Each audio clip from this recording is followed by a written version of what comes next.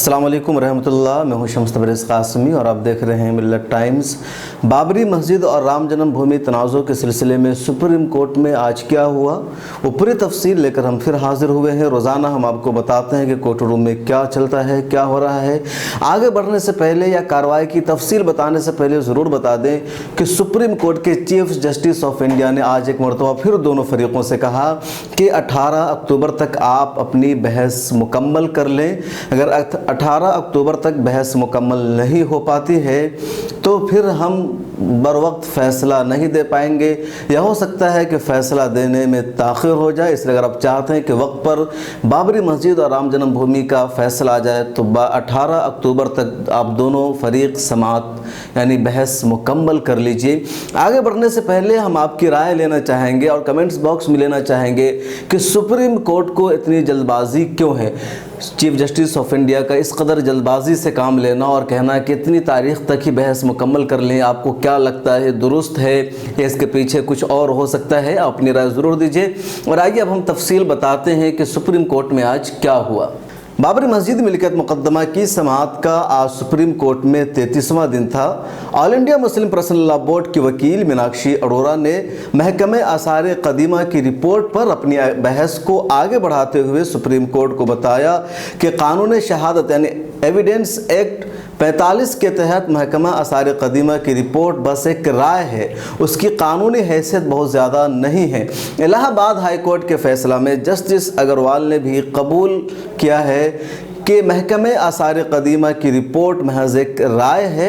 उन्होंने अदालत को यह भी बताया कि महकमे आसार कदीमा यानी ASI की रिपोर्ट फर्जी है, उसकी कोई बुनियाद नहीं है, जिस बुनियाद पर है वो गलत है, क्योंकि आर्कियोलॉजिकल सर्वे का इन्हिसार साइंस पर है और साइंस में कोई भी चीज़ पुख्ता नहीं होती है बल्कि सिर्फ सर्वे और रिसर्च की बुनियाद पर नतीजा अख्ज़ कर लिया जाता है।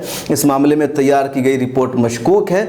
अदालत को इसे कबूल करने से कबल दीगर तारीखी सबूत, शवाहिद और गवाहों के बयानात को मद्देनज़र रखना होगा।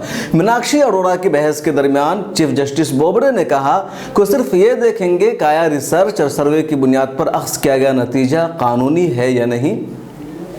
इस मामले की समाअत करने वाली 5 रुकनी आईनी बेंच, जिसमें chief justice Ranjan Gogoi, justice AS Bobde, justice Ashok Bhushan, justice Chandrachud और जस्टिस अब्दुल नज़ीर शामिल है, को मीनाक्षी अरोड़ा ने भी बताया कि महकमे आसार कदीमा और गवाहों के बयानात में खुला तजाद है।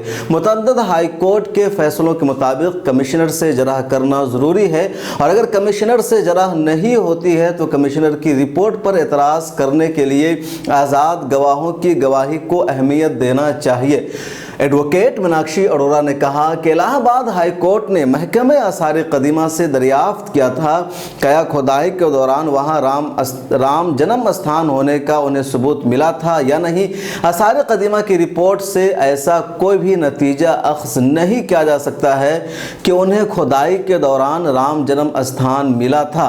बहस के दौरान जस्टिस अब्दुल नज़ीर ने कहा कि आसार कदीमा पूरी तरह से साइंस नहीं है, ऐसे में उस पर सेक्शन 45 लागू नहीं होगा।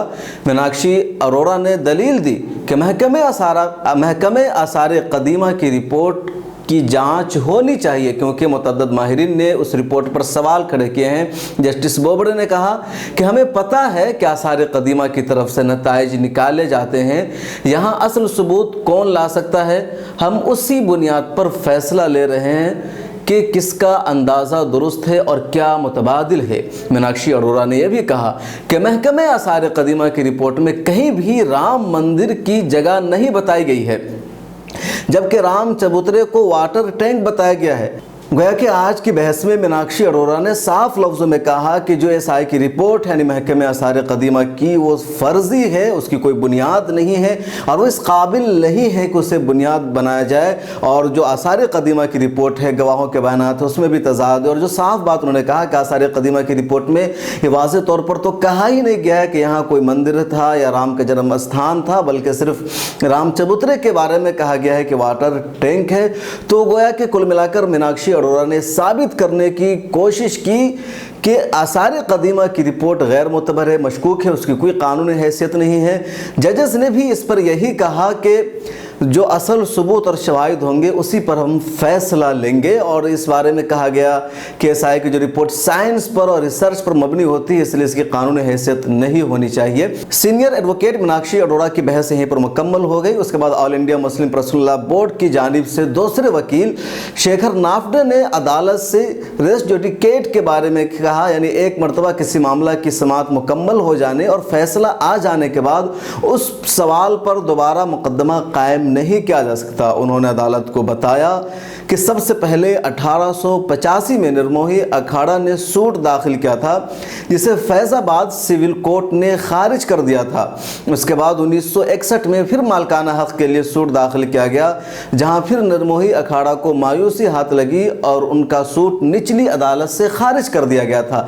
लिहाजा रेस जुडिकेट का मामला बनता है, यानी एक ही मकसद के लिए बार बार सूट दाखिल नहीं किया जा सकता। शेखर नाफडे की इस बहस पर जस्टिस चंद्रचूड़ ने कहा, 1885 में निर्मोही अखाड़ा की तरफ से नहीं बल्कि एक महंत ने सूट दाखिल किया था, लिहाजा आज ये कहना कि हिंदू फरीक दोबारा मुकदमा दाखिल नहीं कर सकता दुरुस्त नहीं होगा। जिस पर नाफडे ने फिर बहस की और कहा, माय लॉर्ड, ये साफ है ना कि 1885 में जो सूट दाखिल किया गया था वो चबूतरे पर पूजा करने का हक हासिल करने के लिए किया गया था। उन्होंने अदालत में दलील दी कि हिंदुओं के पास इस जगह का इख्तियार महदूद है, इसलिए उन्हें मालिकाना हक नहीं दिया जा सकता। माय लॉर्ड, उन्होंने कहा कि उनके पास चबूतरे का हक तो है, लेकिन वो मालिकाना हक हासिल करना चाह रहे थे और उनकी तरफ से मुसलसल नाजायज़ कब्ज़ा करने की कोशिश भी होती रही है। आज अदालत की कार्रवाई 1 बजे तक चली और उसके बाद बहस यहीं पर मुकम्मल हो गई। हमने शुरू में आपको बताया कि आखिर में चीफ जस्टिस ऑफ इंडिया ने बार बार यकीन दहानी कराई कि 18 अक्टूबर तक आप बहस मुकम्मल कर लें, वरना फैसला आने में मुमकिन है ताख़ीर हो जाए।